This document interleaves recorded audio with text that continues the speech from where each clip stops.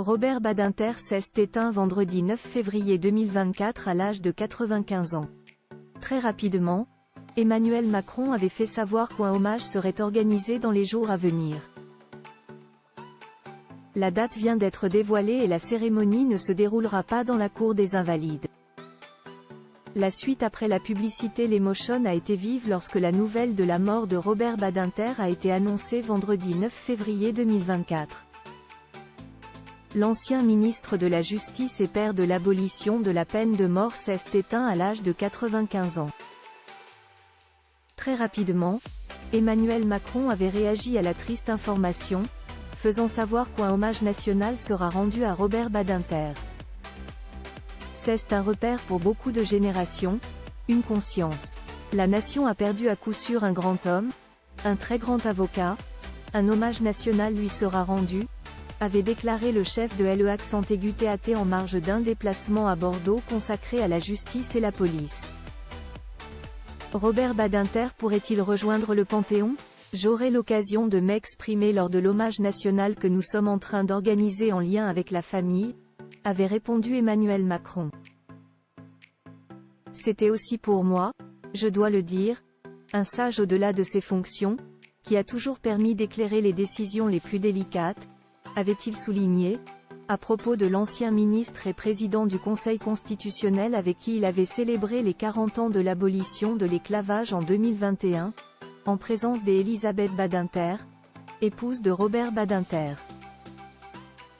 L'hommage national se déroulera le 14 février 2024 à midi, place Vendôme ce samedi 10 février. L'Élysée a livré les premiers éléments au sujet de la cérémonie qui honorera la mémoire de Robert Badinter.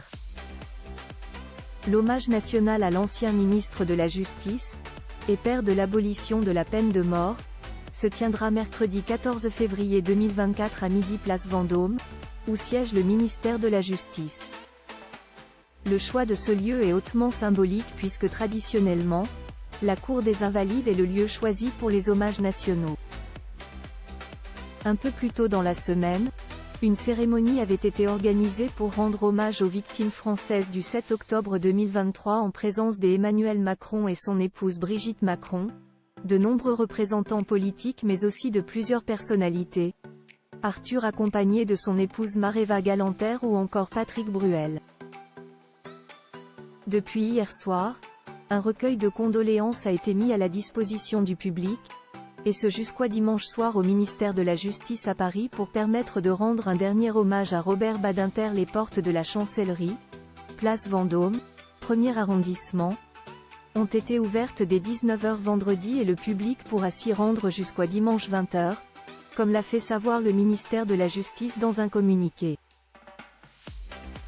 Garde des Sceaux du président socialiste François Mitterrand, 1981 à 1986, Robert Badinter porta la loi du 9 octobre 1981 qui abolit la peine de mort, dans une France alors majoritairement en faveur de ce châtiment suprême. Il est s'investi par la suite pour l'abolition universelle de la peine capitale. La suite après la publicité.